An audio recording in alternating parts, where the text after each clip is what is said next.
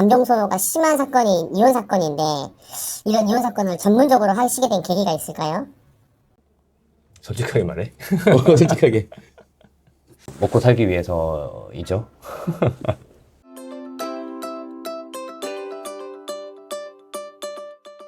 네, 안녕하세요. 저는 법무법인 난 대표 변호사로 있는 공락준 변호사라고 합니다.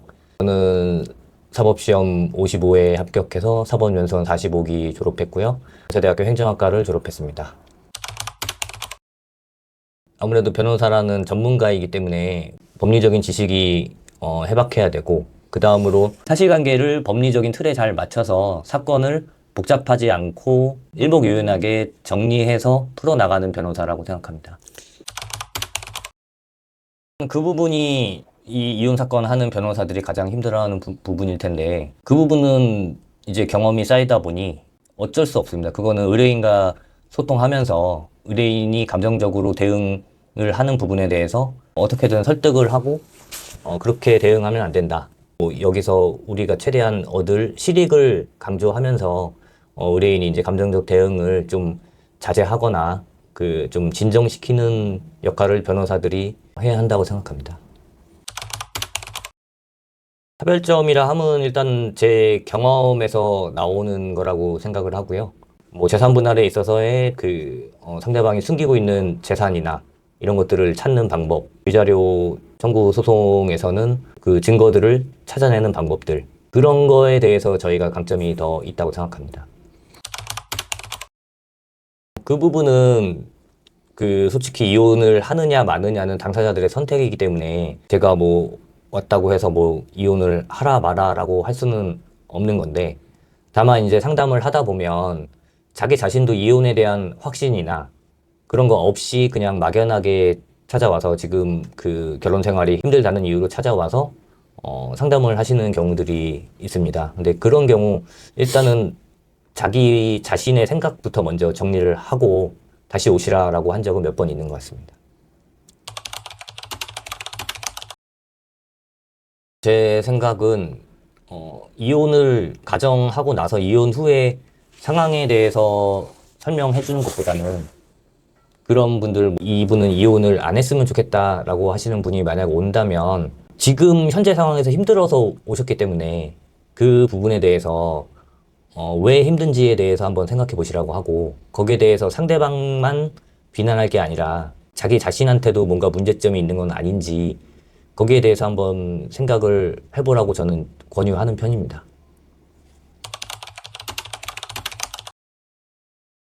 일단은 모든 소송에서는 패소한 쪽이 소송 비용을 부담하게 돼 있는데, 제가 지금까지 이혼 관련 소송을 해오면서는 그런 적이 한 번도 없습니다. 판결문에서 소송 비용은 전액 원고 내지 피고가 부담하라 이렇게 나온 적은 한 번도 없는 걸로 봐서, 이게 재판부나 판사들도 승소와 패소의 개념이 거의 없는 게 이혼 소송이다라고 인정하고 있는 것 같습니다. 그리고 제가 봤을 때도 이게 결혼 생활에 대해서는 당사자들 말고 제3의 심지어 판사일지라도 그 결혼 생활에 있어서 세세한 부분까지 알 수는 없기 때문에 승소와 패소를 구분하는 게 이혼 소송에서는 큰 의미는 없다고 봅니다. 솔직히 그 부분은 의뢰인이 찾아와서 내가 명백하게 잘못한 게 있는데 방어해달라, 그러면 건 솔직하게 말씀드립니다. 이거는 잘못했기 때문에 당연히 전부 기각을 시키거나 할 수는 없다. 다만 의뢰인도 왜 그런 행동을 했는지에 대한 무언가 사유가 있었을 거기 때문에 그 사유에 대해서 한번 여쭤보고 거기에 대해서 정당성을 부각시킨다고 할까? 그런 식으로 접근해서 위자료 같은 경우에도 일부 감액을 시도하는 쪽으로 그렇게 의뢰인한테도 말씀드리고 진행하고 있습니다. 저는 당사자가 아니기 때문에 상대방 변호사가 공격적으로 나온다고 해도 저랑은 큰 상관이 없지만, 의뢰인이 입장에서 봤을 때는 이게 나는 맨날 공격만 당하는데 우리 변호사는 왜 가만히 있을까 하는 생각을 할 수도 있어서, 그 부분에 대해서는 의뢰인께 잘 설명드리고, 이게 쟁점이 아닌 거에 대해서 공격적으로 나오는 거에 대해서는 일일이 대응할 필요가 없고, 오히려 재판부에서 그런 방식의 접근은 싫어할 수도 있다라고 이해를 시켜드리는 편입니다.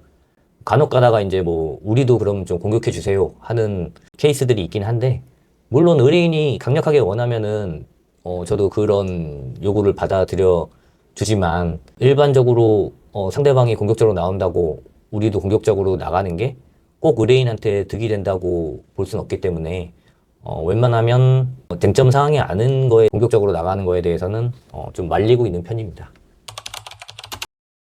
이혼 사건이라는 게 일단은 처음 가장 먼저 전제가 이혼을 하느냐 마느냐, 그 다음에 위자료 청구를 했다면 위자료가 인정되냐 마냐, 그 다음에 재산 분할이 있다면 재산 분할로 얼마가 인정될 것이냐, 아이들이 있다면 양육권에 대해서 다툼이 있냐 없냐, 그 다음에 양육비는 월 얼마 정도를 받을 수 있냐, 그 다음에 면접 교섭은 어떻게 진행하냐, 이 정도의 쟁점이 있는데 이혼 사유가 있냐 없냐에 따라서 이제 이혼이 인정되냐 마느냐가 결정이 되고, 근데 그거는 이제 우리나라 법원에서는 이혼 사유가 없더라도 일방이 이혼 청구를 했을 때 상대방이 이혼에 동의하면 이혼을 인정하는 입장이라서 그 부분은 이제 이혼에 대한 승패는 일단은 이혼 사유가 있는지 없는지, 그 다음에 상대방이 이혼에 동의하는지 안 하는지, 거기에 따라서 예측이 가능하고, 위자료 청구 같은 경우에는 어떤 귀책 사유가 있는지 아니면 상대방이 귀책 사유가 있는지, 거기에 대해서는 이제 주로 증거들이 얼마나 확보되어 있는가를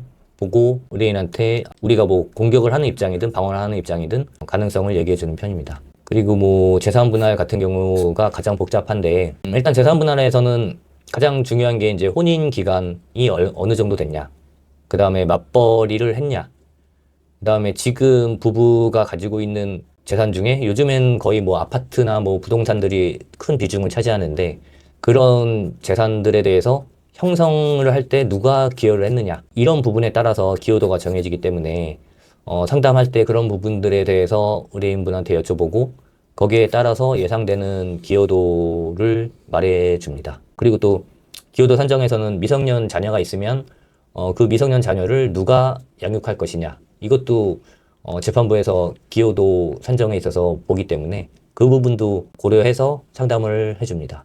그 다음에 양육권 같은 경우에는 주로 이제 현재 지금 이혼 소송을 제기하고 이제 파탄 나는 그 시점에 누가 아이를 주로 돌보고 있느냐에 따라서 양육권이 결정되는 경우가 많아서 그 부분에 대한 상황을 체크하고, 그 다음에 현실적으로 부모들이 직장 생활 여부나, 그 다음에 아이들이 몇 살이나 됐는지, 학교를 다니는지, 그 다음에 그 엄마 아빠가 헤어졌을 때 엄마나 아빠의 집과 지금 다니고 있는 학교와의 거리, 통학 여부, 전학을 가야 되는지, 만약에 그런 것들에 따라서 달라지기 때문에 그런 세세한 부분에 대해서 질문하고 상담해주고 있습니다.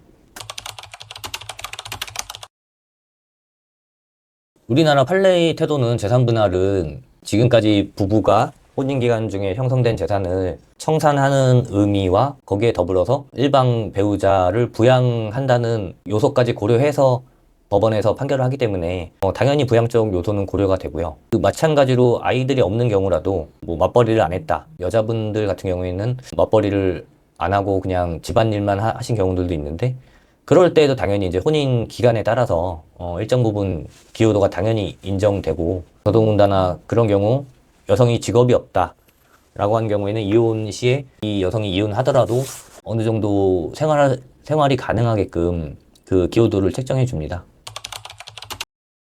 그런 의뢰인들은 당연히 있고요. 현실적으로 소송하면서 그런 흥신소에서 수집한 증거들을 내는 사례들도 많이 봐왔고요. 저는 이제 의뢰인들이 이제 그런 흥신소를 써도 되냐, 써야 되냐 라고 물어보면 웬만하면 쓰지 마시라고 하는 입장입니다. 왜냐면은 그렇게 모은 증거 수집 과정에서 만약에 이제 상대방이 모르면 상관없는데 상대방한테 들켰을 때, 예를 들어 개인정보보호법 위반이라든지 스토킹 처벌법이라든지 이런 여러 가지 문제들이 걸릴 수가 있고, 통신비밀보호법 위반도 걸릴 수도 있겠네요. 하여튼 그런 여러 가지 형사적인 문제들이 걸릴 수가 있고, 거기에 따라서도 괜히 상대방한테 역공을 당할 수도 있어서 웬만하면은 흥신소나 그런 거에 도움은 좀 조심하시는 게 좋다.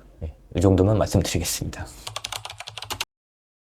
이미 증거를 가져오셨다 그러면은 일단 그 증거가 어떤 종류의 증거인지, 동영상인지 사진인지, 그 다음에 어떤 장면을 찍은 건지에 따라 다 다르긴 한데, 일단은 그 증거를 제가 보고 아, 이거는 썼을 때 이러이러한 문제가 걸릴 수가 있다. 상대방 쪽에서 뭐 고소가 들어올 수도 있고, 그래도 증거로 쓰시겠냐? 그래도 쓰겠다라고 하면은 뭐 저희도 이제 증거로 제출을 하는데, 그런 증거가 민사소송에서는, 그러니까 민사, 지금 이건 뭐 가사소송이긴 하지만 민사든 가사든 좀 위법하게 수집한 증거라도 민사나 가사에서는 증거 능력을 인정해주는 재판부가 다수입니다. 그래서 뭐 위법한 증거라도 형사사건에서는 당연히 이게 증거 능력이 부정될 확률이 큰데, 그러니까 수사기관이 아니라 일반인이 수집한 증거고, 그런 측면에서 뭐 재판 과정에서는 뭐 외도의 증거 능력은 인정되기엔 문제가 없습니다. 이 영상이 도움이 되셨다면 구독과 좋아요, 댓글, 그리고 알림 설정으로 함께 해주세요.